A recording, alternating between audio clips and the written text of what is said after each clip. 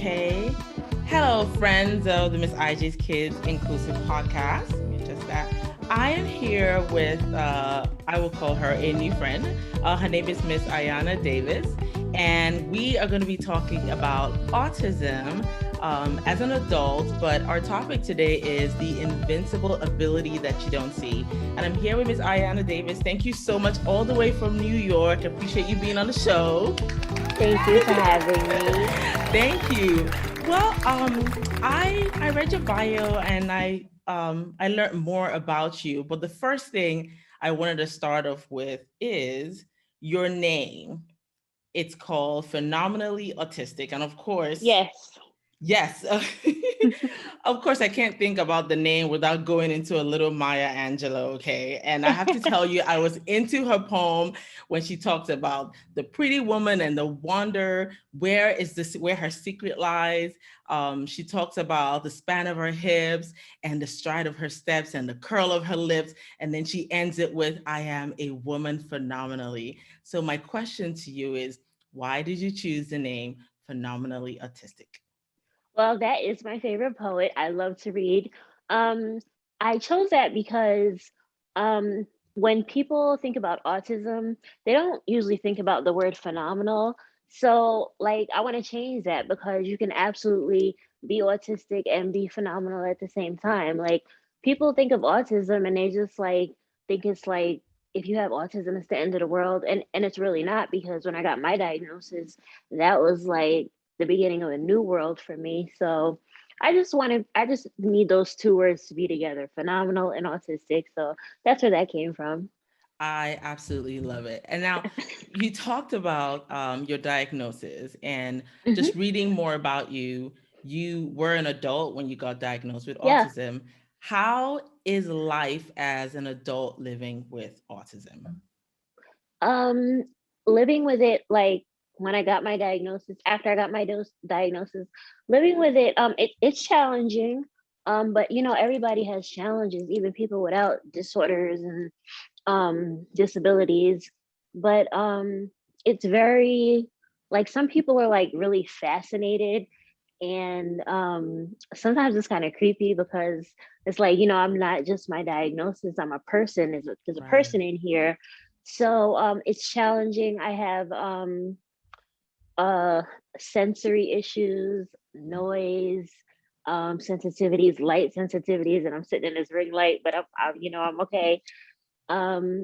It's just, you have to do things a different way. Like, you can do anything, but you just have to do it a different way. And so living as an adult with autism is just living differently, and just walking in your purpose and trying to find exactly um like what your heart truly desires, but you just have to do it differently. Wow. So the Miss I Just Kids podcast caters to, I don't say caters, but we try to shine a light on individuals living with disabilities in parts of Africa as a continent. Nigeria, I'm Nigerian, and I'm also a special educator. So I would like you to teach us a little bit about autism.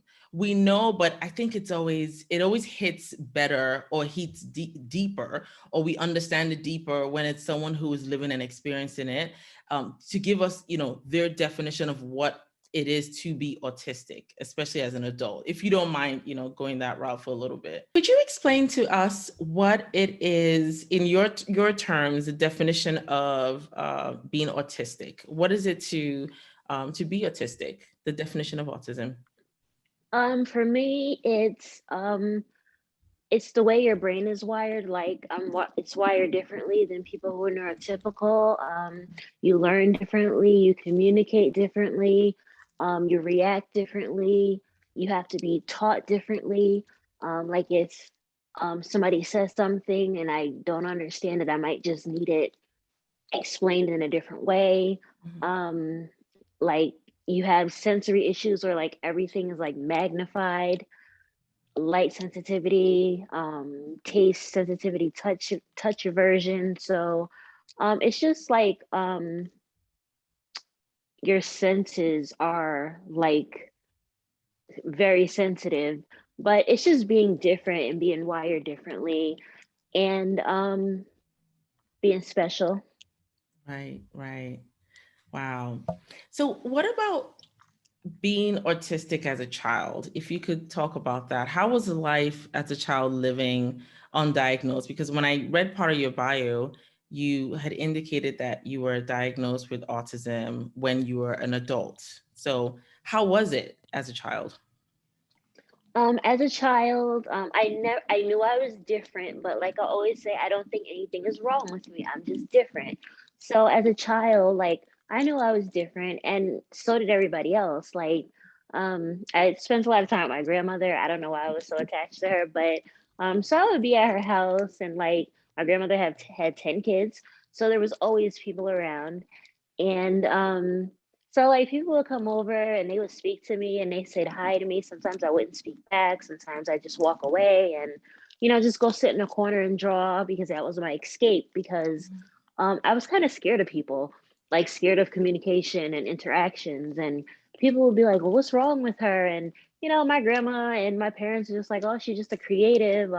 Leave her alone. That's just how she is. Like it was always that's just how she is. So and nobody really like knew what autism was. We didn't anyway.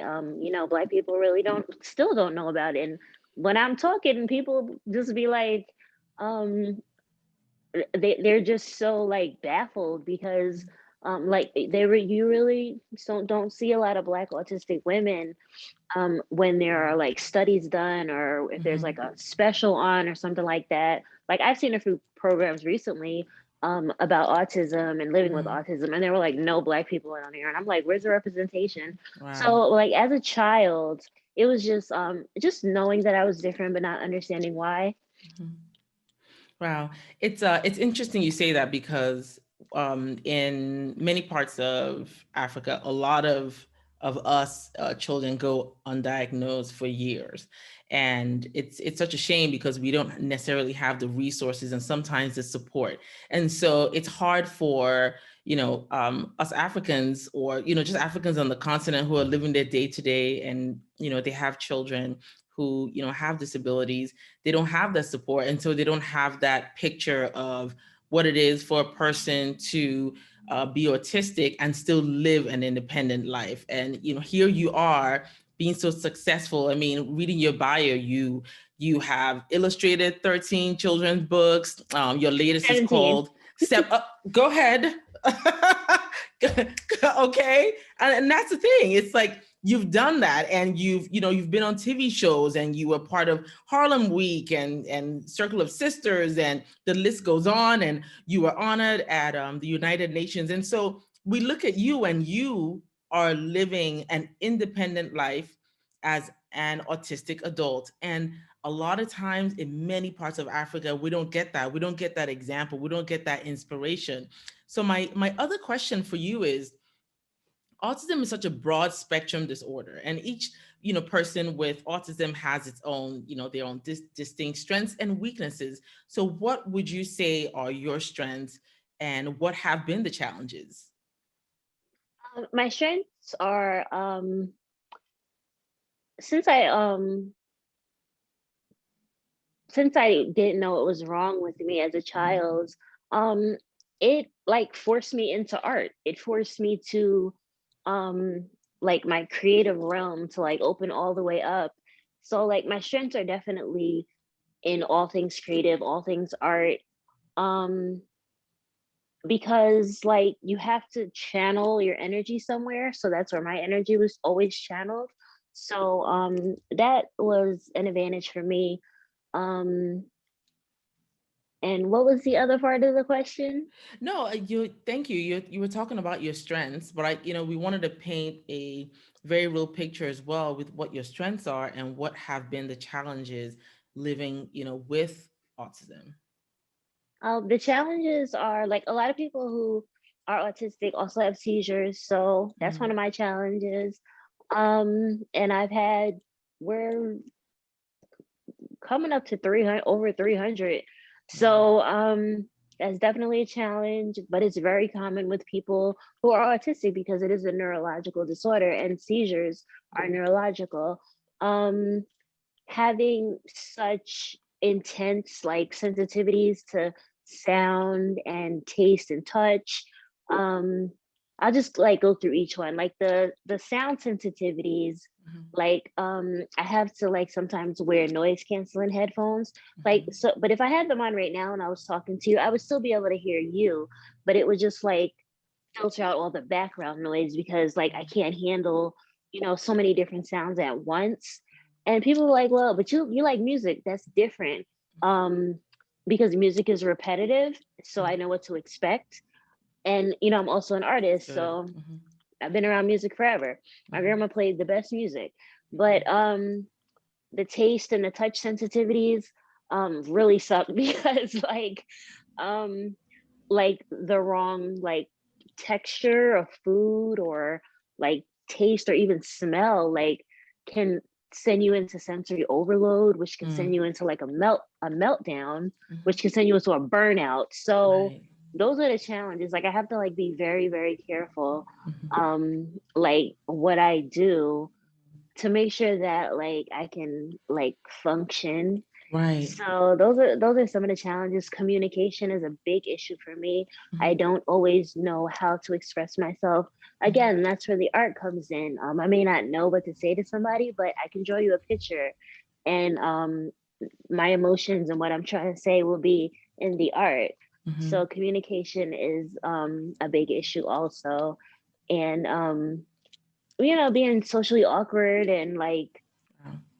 if I see somebody I know, I might not even speak to them because it's Right. just it's hard and it's challenging, and you don't want to overload your senses if it's not necessary. Yeah. Like I'll see somebody and like sometimes I want to have a conversation with somebody that I know, but I'm just not like able to because I may be having like a day where I'm cognitively struggling. Like some Mhm, days I talk very, very slow.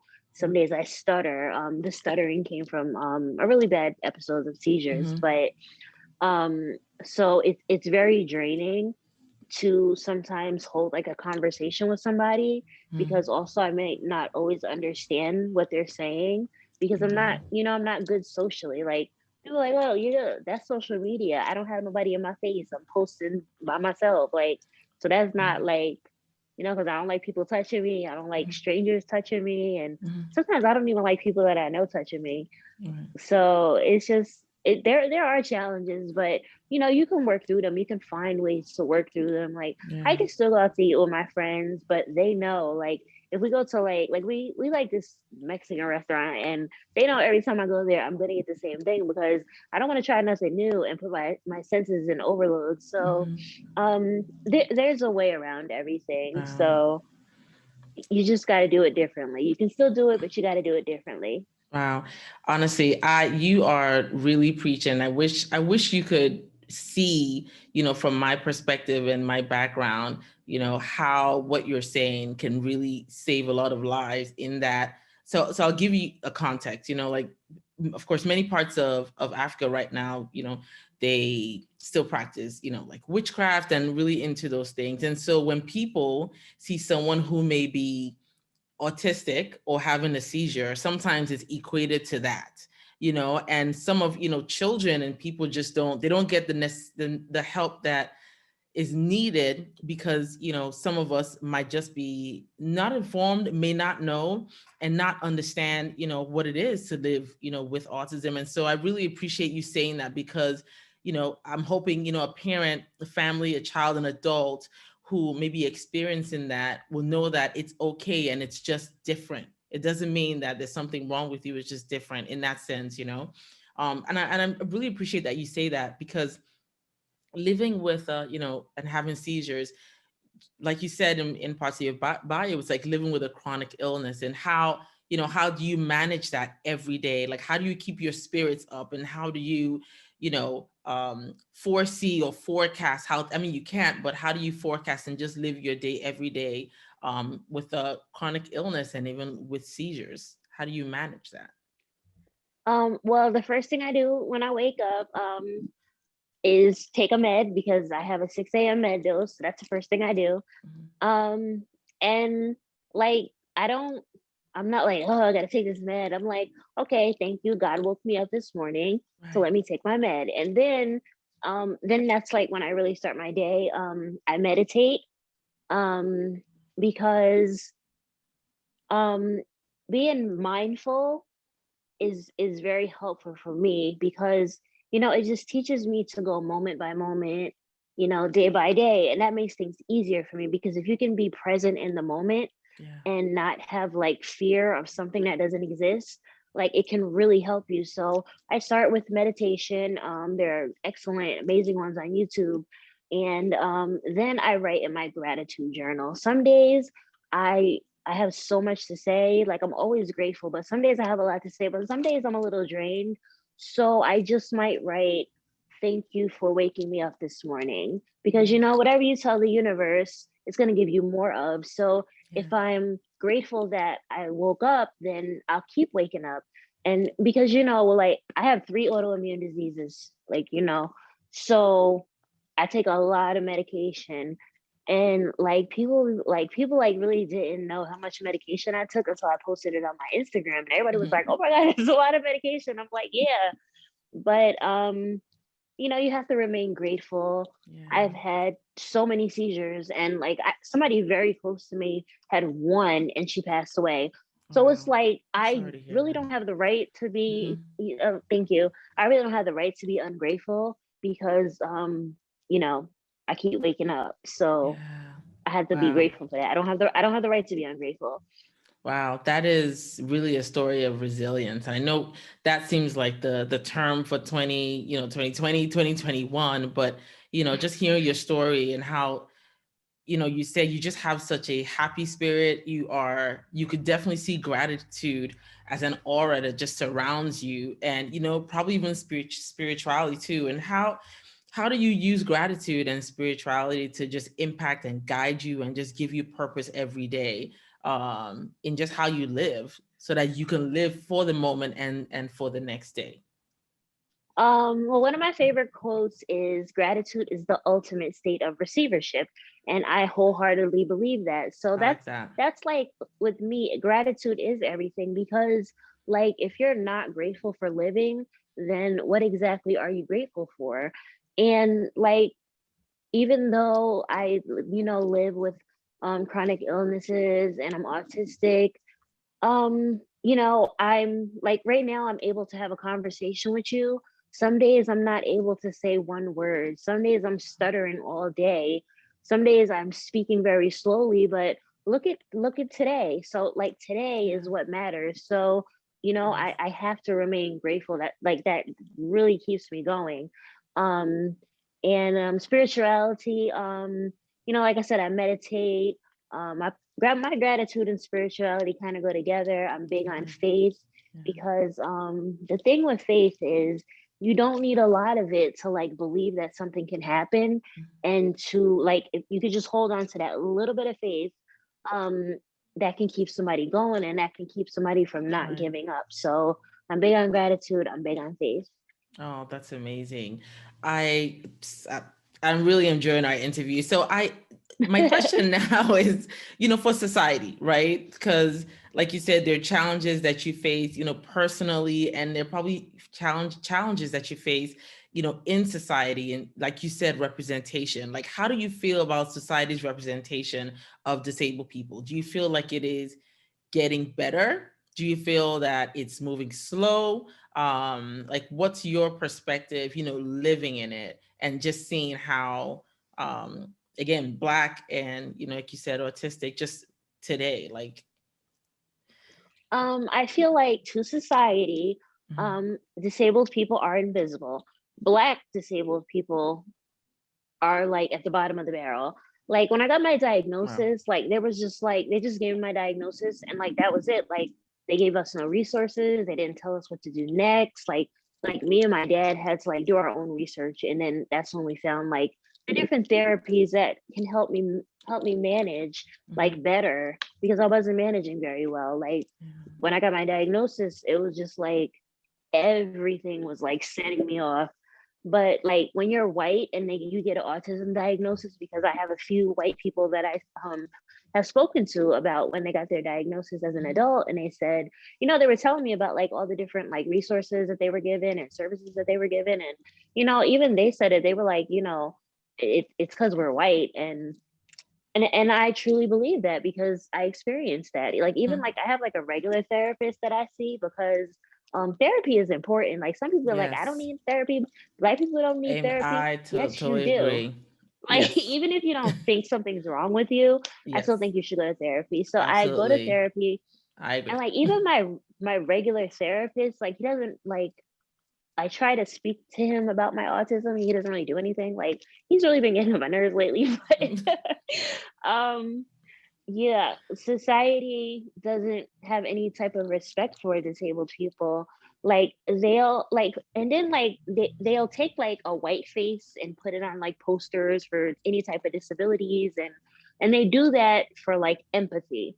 So Hmm. you're putting the white face on the poster so the white people get empathy.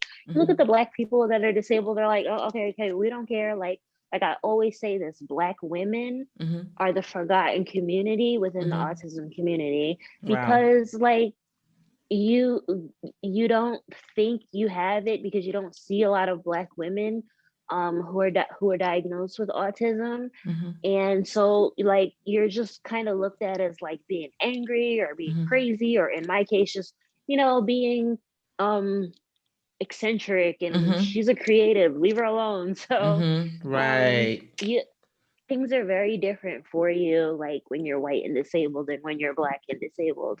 Wow, that's like a whole podcast topic on its own that we need. No, it's very true though. So I'll segue into this. Do you think that black and brown, because I'm an educator and I have my opinions on that. Do you think that black and brown children get fair treatment and services as other autistic children from other cultures and backgrounds? Just segueing off what you said about the black woman, what the black and the brown um child? they absolutely do not. Black children, black and brown children, are diagnosed on average 3 years later than white Hmm. children. My opinion about that is it's because of their skin color. Like they'll see a white child and be like, oh, there might be something, they're acting out, there might be something wrong here. Hmm. Let's look into this, let's dig deeper, let's evaluate this. Right. The same thing can be happening with a black child, and they'll be like, Hmm. oh well, they're probably just bad, and Hmm. they probably hood, and they probably, so they're black kids or black children, they don't get the empathy that white kids get. So you don't get the services because nobody's helping you, nobody's Hmm. reaching out for you, nobody's standing Hmm. up for you. So race plays a big part on why black and brown children go undiagnosed and they have to suffer. Wow. That's what you're saying is very true. I mean, I've experienced that as an educator, and it's definitely something that needs to be, we need to shed more awareness of, because then it targets, in my perspective, black and brown children, like you said, as well, maybe they come from a bad home, maybe they're responsible, or like if someone were to look at you now passing down the street, they would never think that. And so in some people's minds it's like, well, no, she can't be autistic, like she's creative, she's just eclectic, and Yeah. that no, go ahead, you can go ahead and say what you have it's to it's say. it is like, I've heard so many times, you don't look autistic, and I'm always like, well, Mm-hmm. what am I supposed to look like? Exactly. Like like autism and dissociation sometimes come hand in hand, and I dissociate sometimes. So Hmm. like honestly, like as an adult, like sometimes I need help crossing the street because I'm not all the way here. I'm Yeah. like, detached from myself. So, Hmm. you really cannot judge a book by its cover. Exactly. And I think that's probably one of, our things that we need to like work on in many parts of Africa is, they call autism the invisible disabilities. And, I went to high school in Nigeria, and, I say this almost on every episode because I really want to shed awareness of it. There are a lot of children, if they're not in a wheelchair, or they don't have, like, we use like walking sticks back home, or they're not, blind or hard, deaf of hearing, they don't even see that as having a problem, but there's so much more to, learning disabilities, and just so much. And it's such a range. And my only hope is that this podcast just helps to educate one person at a time, one admin at a time, one stakeholder at a time. But it's been an uphill battle, but I think, like you said, that support is so important. So is there more that we can do as a society, whether it's in the States or on an international scale, to advocate for the inclusion of individuals with disabilities in every aspect of our community, especially, being on the autism spectrum? Is there more that we I could like do? um I think that because like I've been reading like about a few autism studies being done currently, Mhm. but they don't include autistic people. And I feel like any Hmm. study that is being done about autism, you need to have autistic people That's a good point. like working with you. So like that's something that I feel like needs to be done. I feel like they need to include autistic people in this type of research because like if you're not autistic, you're just observing, you don't feel it. So what you're saying may not be a fact, but you'll write an article and you'll post it like it's facts and you don't know because you're not living it. Wow. Wow. That's a very, very good point. And that's part of representation and the inclusion.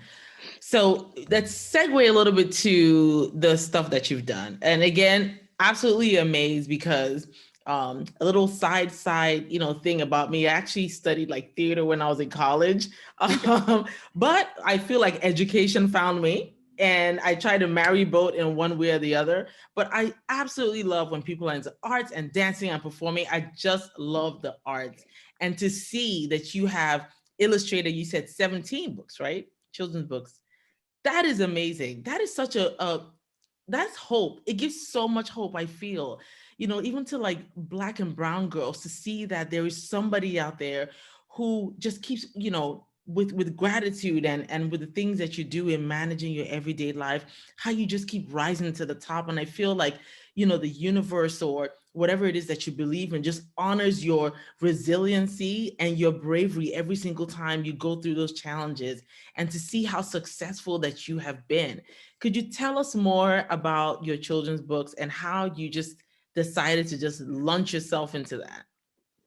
Um, I think it started like I posted a drawing on, I think I was on Facebook at the time. Like I don't really like Facebook, but I Mhm. think I was on Facebook at the time and I had a few authors on there.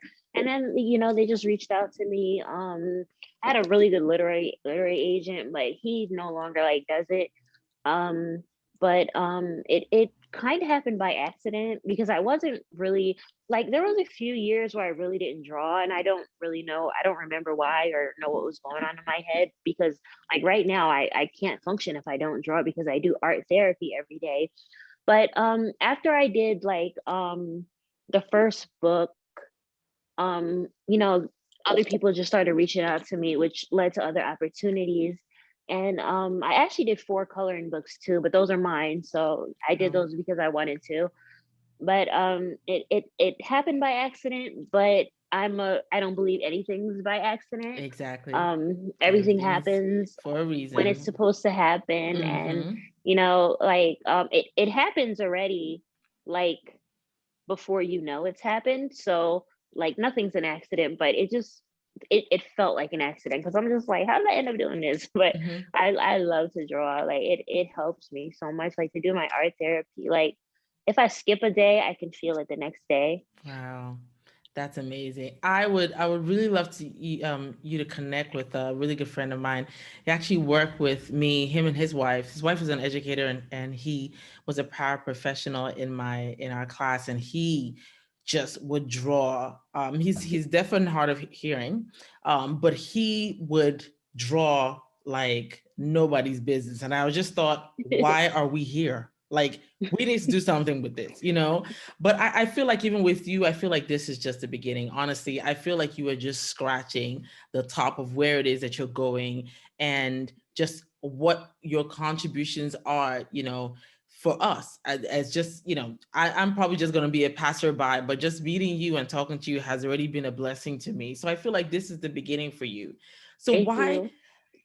why do you think that, why is it so important for parents and teachers and even society to support and advocate, be a resource for children and adults who are autistic and highly creative?